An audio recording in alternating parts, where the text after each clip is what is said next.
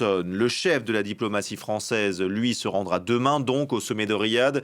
Stéphane Séjourné est actuellement au Liban pour rencontrer les principaux responsables du pays.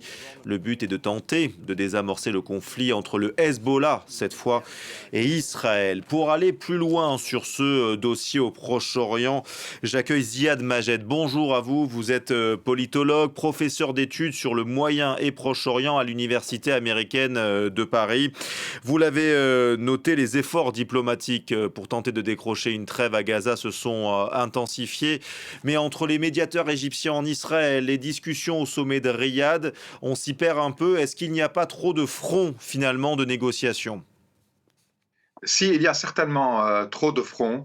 D'ailleurs, depuis que le Qatar a décidé de devenir un peu profil bas dans la médiation, c'est l'Égypte qui s'active, d'autant plus que Rafah, c'est la frontière avec le Sinaï égyptien. Donc, il y a un enjeu très important d'un point de vue sécuritaire aussi pour l'Égypte. Et puis, il y a cette réunion en Arabie saoudite à laquelle se rendent plusieurs responsables. Donc on voit qu'il y a une course contre la montre. D'un côté, les possibles opérations militaires israéliennes, donc l'attaque qui peut devenir un massacre à Rafah, et puis une possible trêve selon des conditions différentes. Il y a des propositions, des contre-propositions. Et aujourd'hui, je pense que c'est le Caire qui essaye de jouer le rôle le plus décisif, avec le soutien des Américains et des Français qui, quant à eux, et comme vous l'avez signalé, ont également le Liban comme une question principale, puisqu'il y a une crainte que la situation dans le sud du pays, et donc la guerre entre le Hezbollah et Israël, ne devienne un front à haute intensité et que cela aussi dégénère dans toute la région, puisqu'il y a les positions du Hezbollah en Syrie qui peuvent être concernées par un affrontement généralisé pareil. L'Égypte, l'Arabie saoudite sont aux avant-postes, d'après vous. Pourquoi? Parce que c'est une question d'influence? Certainement, il y a la question d'influence. L'Égypte a très peur de l'attaque israélienne contre Rafah, sachant que du côté israélien, on évoque la nécessité du départ et donc d'une déportation des centaines de milliers de Palestiniens qui sont déjà déplacés internes et qui se retrouvent à Rafah, où ils vont partir, comment, dans quelles conditions. Certains ministres israéliens, jusqu'à maintenant, insistent sur le fait qu'il faut les déporter vers l'Égypte. Et donc, évidemment, pour les Égyptiens, c'est un risque. Et puis, étant donné que le Qatar, qui était jusqu'à maintenant le premier médiateur, a décidé de réexaminer tout le dossier, le Caire trouve un moyen aujourd'hui d'être au centre du jeu. Du côté saoudien, à la fois, il y a tous les enjeux de la mer Rouge, puisque les Houthis qui sont là-bas perturbent la circulation et les voies maritimes à côté du royaume. Ils ont le Forum économique mondial.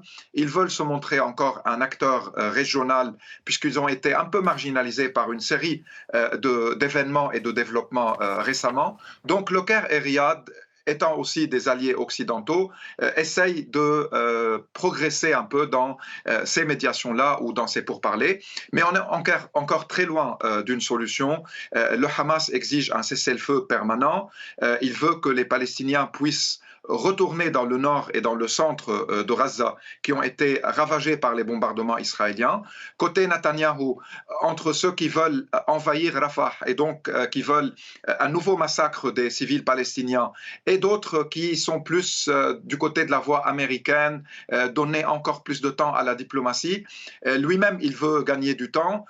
Donc, on n'est pas encore dans une situation claire et les deux risques, soit de voir la situation actuelle se poursuivre avec chaque jour de nouveaux bombardements et de morts civils palestiniens, ou une opération d'envergure contre Rafah, là où il y a des centaines de milliers, donc un autre massacre. Les deux risques pèsent, d'où l'idée aujourd'hui d'essayer de trouver peut-être une troisième voie, celle d'un cessez-le-feu, même s'il n'est pas permanent, mais du moins qui évite un bain de sang de plus. Vous avez entendu les propos de Mahmoud Abbas, le président de l'autorité palestinienne, qui en appelle aux États-Unis, seul pays capable, selon lui, d'empêcher un désastre à Rafah. Cet appel vis-à-vis des États-Unis, il dit quoi, selon vous? Alors, Mahmoud Abbas, d'un côté, il a été totalement marginalisé depuis longtemps, d'ailleurs, même avant le 7 octobre. Aujourd'hui, il essaye de retrouver un certain espace dans cette réunion et dans les négociations en général. Par contre, même s'il est marginal d'un point de vue de poids politique, mais il a raison dans le sens où les États-Unis aujourd'hui sont le seul acteur capable de mettre de la pression sur Israël. Ils fournissent à Israël des milliards de dollars, ils fournissent de l'aide militaire, ils ont utilisé le veto à maintes reprises pour empêcher des condamnations des crimes israéliens. Donc les États-Unis ont une marge de manœuvre que les autres acteurs n'ont pas s'ils veulent mettre une véritable pression sur le gouvernement d'extrême droite de Benjamin Netanyahou. Ils ont les moyens, mais pour le moment, ils sont très hésitants. D'un côté, ils mettent une pression pour ralentir les opérations militaires, mais pas pour les empêcher.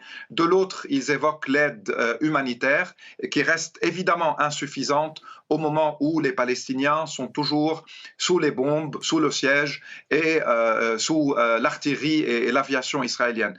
Donc, les États-Unis ont un rôle important à jouer. Le fait qu'on est dans une année électorale, évidemment, complique la tâche américaine.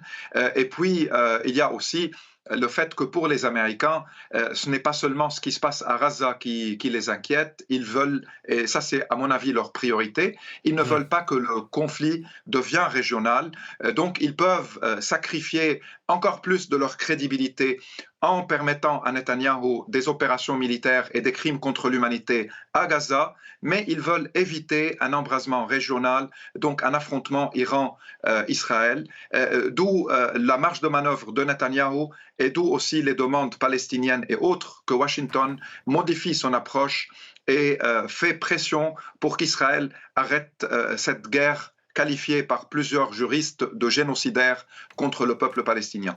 Merci beaucoup Ziad Majed, politologue et professeur d'études sur le Moyen et Proche-Orient à l'Université américaine de Paris. Merci d'avoir été notre invité sur France 24.